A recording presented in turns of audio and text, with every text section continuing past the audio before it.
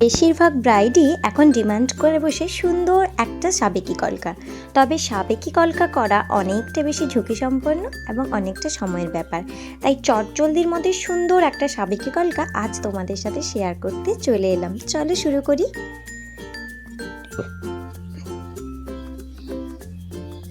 সাবেকি কলকা করার সময় সবসময় মাথায় রাখতে হবে ফেস শেপটা যেন একটু সুন্দর হয়। লম্বা বা ওভাল টাইপের শেপে কিন্তু খুব একটা বেশি ভালো লাগে না। গোল টাইপের শেপে আমাদের সাবেকি কলকাটা অনেক বেশি ফুটে ওঠে। তাই কলকা করার জন্য আমাদেরকে কপাল বা ফেস শেপটাকেও অনেক বেশি মাথায় রাখতে হয়। আজকে আমি যে কালারটা ইউজ করব এটি ক্যামেলের ফেব্রিক। প্রথমেই কপালে একটা লাল টিপ বসিয়ে নিয়েছি এবং নিচ থেকে আমি একটা পাতা কলকা করা শুরু করছি। পাতা কলকা করতে নিশ্চয় সবাই জানো, যারা জানো না চ্যানেলে অলরেডি ভিডিও দেওয়া আছে, একটু চেক আউট করে নিও প্লিজ। এরপর দুটো পাতার পাশ থেকে সরু সরু দুটো লাইন করে মাথার দিকটা একটু মোটা করে নিচ্ছি। আবারও দুটো পাশ থেকে ছোট্ট ছোট্ট দুটো লাইন করে মাথার দিকটা একটু মোটা করে নিচ্ছি। মোট কথা বলতে হয় আমি এখানে একটা লোটাস করছি বা পদ্ম, যেখানে পদ্মর মোটিভগুলো ইউজ করছি।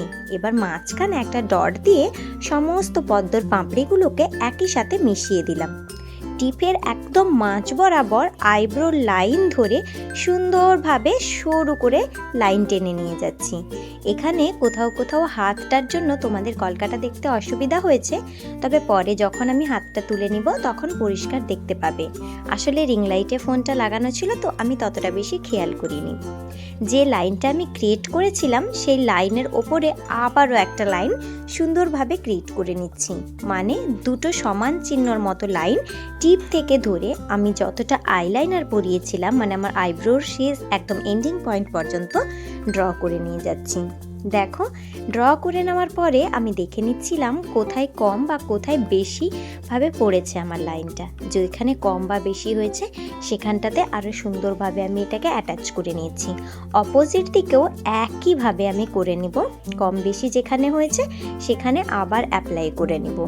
দুটো লাইন কিন্তু সমানেই টানবে, অনেক বেশি উঁচু নিচু করে ফেলবে না। এর জন্য তোমরা কিন্তু অবশ্যই একটু খাতাতে প্র্যাকটিস করো, মানে কলকা খাতাতে বা আর্ট পেপারেও প্র্যাকটিস করতে পারো। এখানে তুলি ইউজ করছি সোনাইয়ের। তো চলো, আমি এখানে যে চন্দন কালারটা ইউজ করেছি বলেই তো দিলাম যে ওটা ক্যামেলের কালার। আর দেখো, তোমাদের সাথে কথা বলতে বলতে আমার কলকার লাইনটা অপোজিট দিকের আইব্রোর আর্চ বরাবরই প্রায় টানা হয়ে গেছে। এই টানাটা কিন্তু একেবারে টানতে যেও না, সেক্ষেত্রে বেঁকে যাওয়ার চান্স থাকে। আর লাইনটা বেঁকে গেলে কলকাটা দেখতে তো একদমই ভালো লাগবে না, এটা তোমরা খুব ভালো করে জানো। তাই তোমরা ছোট ছোট স্ট্রোক নিয়ে এটাকে অ্যাটাচ করে নিবে। এবার করে নিব কলকার মোটিভগুলো। দেখো, একটা সাইডে আমি ডট দিয়ে সুন্দরভাবে কিছু কমা করে নিয়েছি। ওই দিকের সাইডটাতে কমা করার সময় ক্যামেরাতে আমার হাতটা ঢাকা পড়ে গেছিল, তাই আমি অপোজিট সাইডের কমাগুলো তোমাদেরকে দেখিয়ে দিচ্ছি। এখানে দুটো কমার মধ্যে একটা মিনিমাম গ্যাপ রাখবে, যাতে সেটা অনেক বড় না হয়ে যায় আবার অনেক ছোট না হয়ে যায়।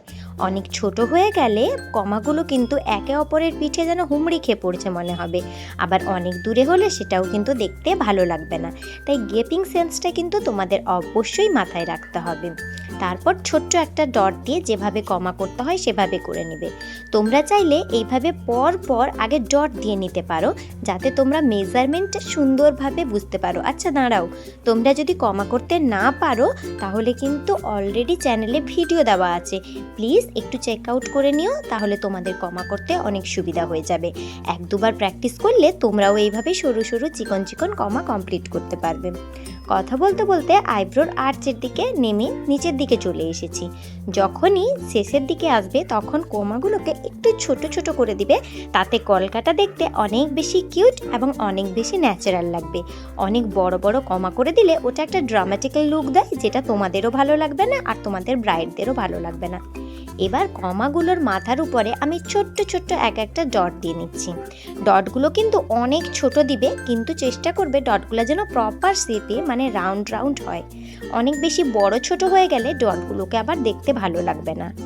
কলকাতেই কিন্তু আমাদের চোখটা প্রথম পড়ে, তাই চেষ্টা করবে এটা একদম প্রমিনেন্ট করার জন্য।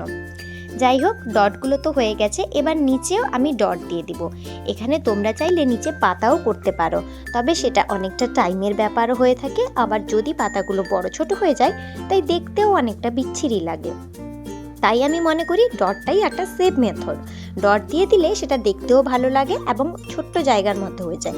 পাতা কলকা করতে গেলে জায়গাটাও অনেক বেশি চওড়া হয়ে যায়। যাই হোক, কথা বলতে বলতে একটা সাইডে তো ডট দেওয়া আমার কমপ্লিট হয়ে গেল। চলো অপোজিট সাইডেও সুন্দরভাবে আমি ডটটা দিয়ে নিই।